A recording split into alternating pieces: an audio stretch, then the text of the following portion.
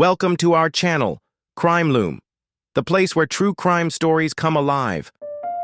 It was a quiet night in England, August 1963. The countryside slept under a dark sky, and a train raced through the night, a Royal Mail train carrying millions of pounds in cash. But on that night, the train would never reach London. Hidden near a lonely bridge, a group of men waited in the shadows. They were not soldiers, not heroes. They were thieves, ready to make history. With one red light on the track, they stopped the train. In just 30 minutes, they took more money than anyone had ever dared to steal. It was bold, it was brilliant, and it was the beginning of a manhunt that would shock the world. This is the story of the Great Train Robbery. It was a quiet night in England, the kind of night when most people were asleep, and the world seemed calm. But on that night, in August 1963, something big was about to happen. A group of men had been planning something for months, something bold and dangerous.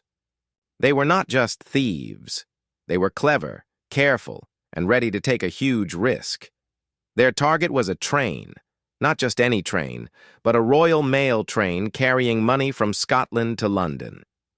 The leader of this group was a man named Bruce Reynolds. He was not an ordinary man. He was smart, charming, and always wanted to live like a rich man. But he did not have the money to live that kind of life. So, he looked for a big chance, a way to get enough money to change his life forever. When he heard about the train full of cash traveling every week, he knew this was the chance he had been waiting for. Bruce had friends in the underworld. He knew men who could drive fast cars, men who could break locks, and men who knew how to stay quiet when things got tough. Slowly, he brought them together. He told them about the train, the money, and the plan. They listened carefully. Some of them laughed at first. It sounded impossible. But Bruce had a way of making people believe him. He told them it was not just a dream. It was real. They could do it if they planned every step.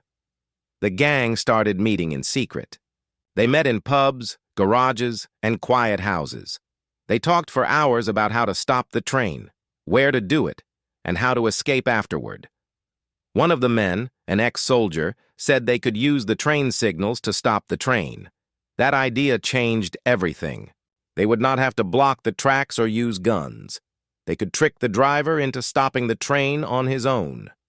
They learned that the train carried a huge amount of cash every week, sometimes more than 2 million pounds. Most of it was old notes going back to the bank, but it was still real money. The gang needed someone who understood the train system. They found a man who knew about railway signals. He was quiet and serious. Some people said he worked for the railways, but his name was never clearly known. The gang called him the Ulsterman. He became their inside man. Every night, the plan grew bigger. They chose a place in the countryside, Bridego Bridge, near the small village of Ledburn in Buckinghamshire. It was quiet there, far from any police stations, and there was an old bridge where they could hide their trucks. It was perfect. They prepared tools, crowbars, hammers, gloves, and masks. They bought army clothes and planned to use 2 Land Rovers and an old army truck to carry the money away. They also found a farm nearby called Leatherslade Farm where they could hide after the robbery. The farm was empty, old, and away from neighbors. It was the perfect hideout. Bruce knew this plan could only work if everything happened fast and smooth. The men practiced and practiced. Some of them were nervous, but no one wanted to back out. There were too many people involved now. Each man had a job. One would drive the train after it was stopped, one would load the bags, and the others would keep watch. Finally, the night came. It was August 8th, 1963. The men gathered at the farm before midnight. The sky was dark, and the air was cold. They were quiet, serious, and focused. Bruce looked at his watch and nodded.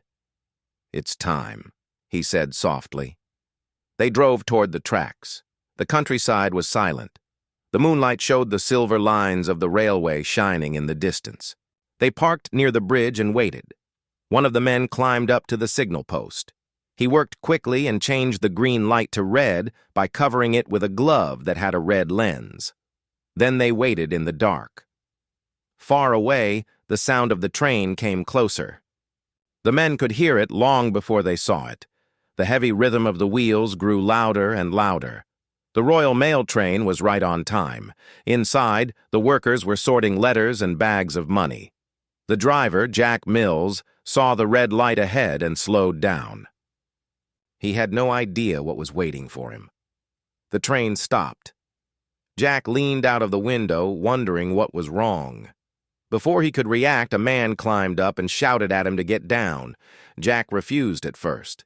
Then another man hit him on the head with a metal bar.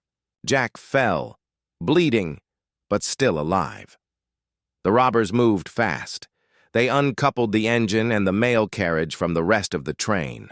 One of them, who was supposed to drive the engine, tried to start it, but could not make it move. The man they had trained was not a real train driver, and he could not control the train. They had to bring Jack back, hurt and bleeding, to make him drive the engine forward to the bridge. At the bridge, the rest of the gang waited with their trucks. The men worked quickly, passing the heavy mail bags from the train to the truck. Each bag was filled with cash, and they worked as fast as they could. They knew they had to be gone before anyone came looking. The whole job took only about 30 minutes. When they were done, the trucks were full of bags. They had more money than they ever dreamed of, to Tau. 6 million they drove back to Leatherslade Farm before sunrise. The men were laughing now. They were tired, dirty, and excited. They had done it. They had robbed a train and escaped. They felt like heroes. Bruce looked around the room at his team and said, "We made history, boys." Everyone cheered, but as the sun came up, their joy began to fade. The news spread quickly. The radio was full of reports about the robbery. The police were already searching the countryside. The biggest manhunt in British history had begun. The gang knew they had to stay calm, hide the money, and keep quiet. They agreed to stay at the farm for a few days until things cooled down. They ate, played cards, and talked about how they would spend their money. But not everyone was careful. Some men left fingerprints on bottles and food wrappers. Others argued about how to divide the cash. The perfect plan was slowly falling apart. Far away, the police were finding clues. They found the train, the injured driver, and tracks that led to the road. The detectives were smart and patient. They knew the robbers had planned this for months, and they would not stop until they found every one of them. Bruce tried to stay calm, but deep inside, he felt something was going wrong. The robbery had gone perfectly, but their escape might not. The farm was full of evidence, and time was running out. He looked at the stacks of money around him and felt a strange fear.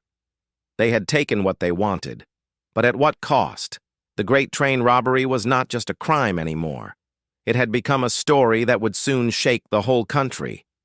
The sun rose over the quiet countryside, but for the gang at Leatherslade Farm, morning brought no peace. The men were tired after a long night of hard work. The rooms were full of money bags stacked high, and everyone was still amazed by how much they had stolen. They counted again and again, and each time the number made them laugh. It was more money than any of them had ever seen in their lives. Bruce Reynolds sat at the kitchen table smoking a cigarette, thinking about what came next. He had planned everything up to this point, but now they had to be careful. The police would search every road, every village, and every empty building. If they made one mistake, they would all be caught. "Listen," Bruce said to the group. "No one leaves the farm for at least 2 days. No phone calls, no visitors, no noise. We keep quiet and wait." Most of the men agreed, but some were restless. They wanted to go home, to see their families, or to hide their share of the money. Others were nervous. They had never been part of something this big before. The tension grew inside the house. One of the robbers, Ronnie Biggs, tried to make jokes to keep everyone calm. He was a small-time crook who joined the gang through a friend. He was not a violent man, and he had only joined because he needed money. He kept saying, "We pulled it off. The biggest robbery in the country." But his voice shook when he laughed. Outside, the police were already searching for clues. Detective officers from London arrived at the scene near the bridge. They saw the train, the broken signal, and the blood on the driver's seat. They talked to Jack Mills, who was hurt but still awake. He told them about the men, about how they had hit him and made him drive. He did not know their names or faces, but he gave them something important. He said there were many of them, maybe 15 or more. By the afternoon, newspapers across Britain carried the story. Headlines shouted, "Train raiders steal 2.5 million. People everywhere talked about it. Some called the robbers clever. Others called them cruel. Everyone wanted to know who they were and how they had done it. At the farm, the gang heard the news on the radio. They looked at each other and felt both proud and afraid. They had made history, but now they were the most wanted men in the country. Bruce told them again, "We wait here a little longer, then we'll split up and disappear. But before we go, we clean this place, everything. No prints, no food, nothing left behind." He meant it seriously, but not everyone listened. They played cards, cooked food, and drank beer. Their fingerprints were on every bottle, every glass, and every door. When night came, some of them fell asleep on piles of money. It felt unreal, like a dream that might end any moment. 2 days later, one of the gang members got scared. He said the police were getting too close. He begged Bruce to leave the farm. Bruce thought about it and finally agreed. "All right," he said. "We go tonight. We take what we can carry and leave the rest hidden." They packed the money into bags and loaded it into cars. They drove off quietly before dawn, leaving behind food, papers, and even maps. It was a mistake that would soon destroy them. Early the next morning, a local farmer noticed strange things near Leatherslade Farm. He saw cars had been there and called the police. When the officers arrived, they found the house empty, but full of clues. There were fingerprints everywhere, leftover food, newspapers, and even playing cards. The police knew right away that this was the robbers' hideout. Detectives worked day and night, studying every print and every clue. They took fingerprints and matched them to known criminals. Within days, names started to appear: Bruce Reynolds, Ronald Biggs, and others. One by one, the police began to make arrests. Some of the robbers were caught at home. Others were found hiding in hotels or with friends. A few tried to run, but the police were faster. Soon, newspapers had pictures of the captured men on the front page. The public watched the story like a movie. Everyone wanted to know who would be caught next. Bruce, however, was not caught right away. He went on the run, changing cars, names, and cities. He moved across England, then to France, and finally to Mexico. He took his wife and young son with him, trying to live a quiet life. But he always looked over his shoulder, knowing one day someone would find him. Back in England, the police had arrested most of the gang. In 1964, the famous trial began. People lined up outside the courthouse just to see the men who had robbed the train. Inside, the robbers sat quietly while the judge read out the charges. The courtroom was full of reporters and police officers. The air was tense.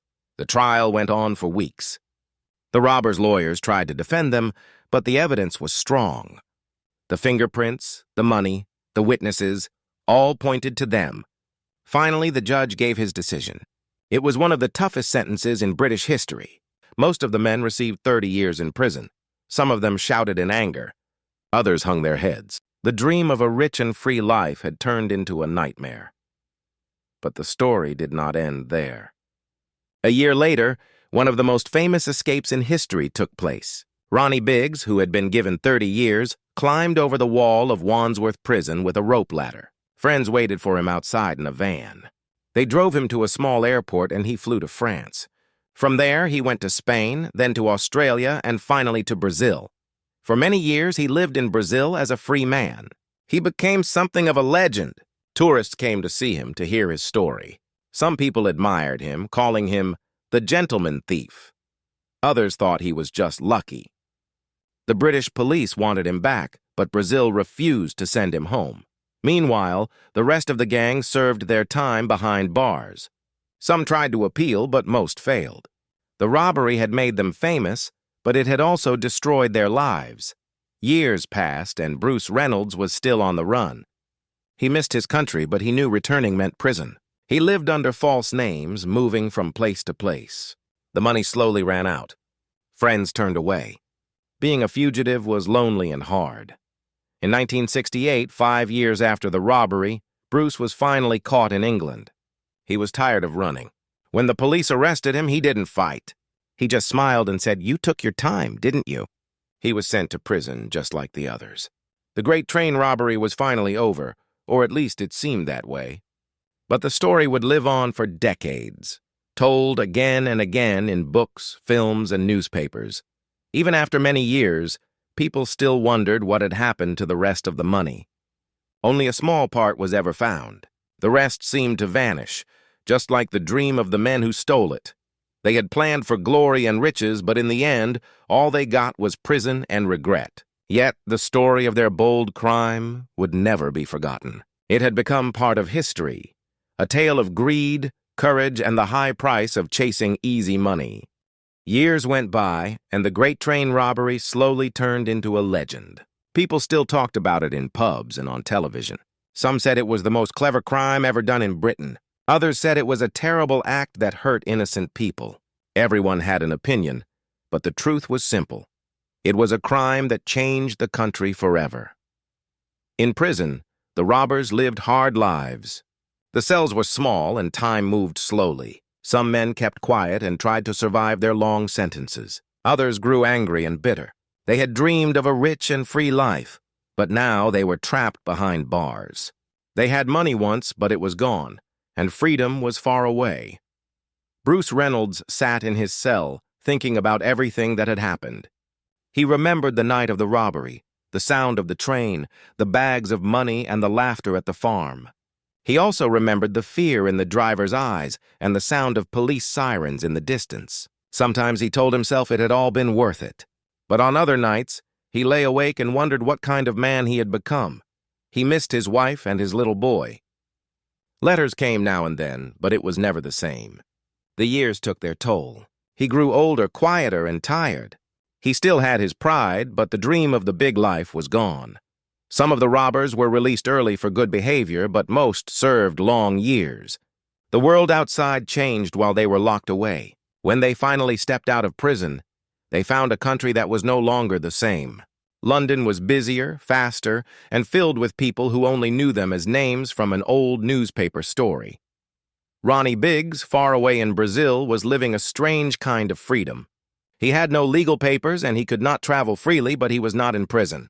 He made money by selling his story to reporters and by posing for pictures with tourists who came to see the man who robbed the train. He became a symbol, not of crime, but of escape. He smiled in every photo, but inside he was lonely. He could never go home to England, and he missed his family. Years later, his health began to fail. He grew old and weak, and his money was running out. Finally, after almost 40 years in Brazil, he decided to go back to England. He knew he would be arrested as soon as he landed, but he didn't care. He said, "I just want to die in my own country." When he arrived, police were waiting. They took him to prison, where he spent his last years before being released on medical grounds. He died in 2013, an old man who had become both famous and forgotten.